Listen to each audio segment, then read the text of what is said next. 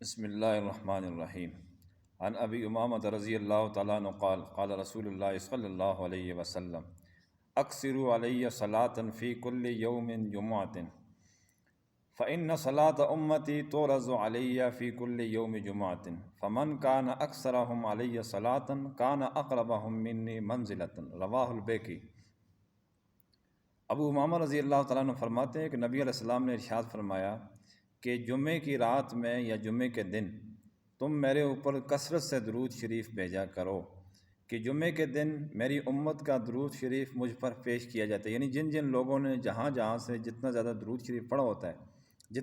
جتنی بار بھی پڑھا ہوتا ہے، تو نبی علیہ السلام کو اس کا نام بتا دیا جاتا ہے کہ اس نے اتنی مرتبہ درود شریف پڑھا ہے۔ تو آگے آپ نے ارشاد فرمایا کہ جس شخص کا درود شریف زیادہ ہوتا ہے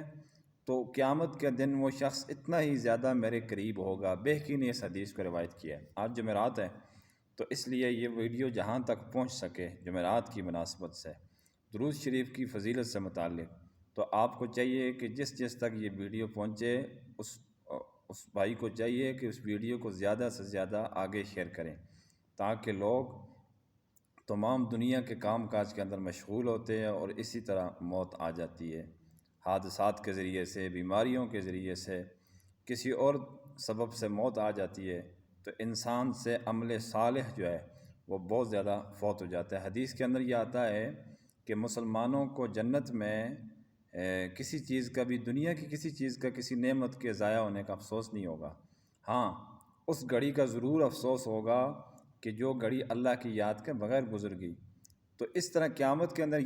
اس چیز کا بھی افسوس ہوگا کہ دنیا میں ہم درود شریف نہیں پڑھ سکے کہ نبی کریم صلی اللہ علیہ وسلم کا قرب ہمیں قیامت کے روز حاصل ہو جاتا۔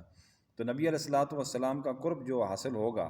بہترین طریقے سے، وہ جمعہ والے دن درود شریف پڑھنے سے ہوگا۔ عام طور پر بھی پڑھنے سے حاصل ہوتا ہے، اس میں کوئی حرج نہیں ہے، لیکن جمعے کے دن چونکہ درود شریف امتی کا نبی علیہ الصلوۃ والسلام کے سامنے پیش کیا جاتا ہے، اس کا نام بتا دیا جاتا ہے، تو کتنے خوش نصیب ہیں وہ لوگ کہ جن کا نام روزہ مبارک کے اندر نبی علیہ الصلوۃ والسلام کے سامنے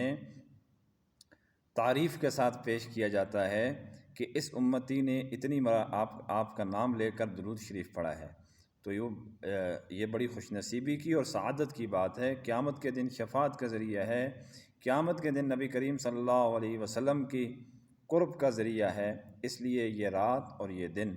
ویسے عبث طریقے سے ضائع نہیں کرنا چاہیے۔ ہماری زندگی کا یہ قیمتی لمحہ ہے، بہت قیمتی لمحہ ہے، جمعۃ المبارک کی رات اور جمعۃ المبارک، اس کو ہم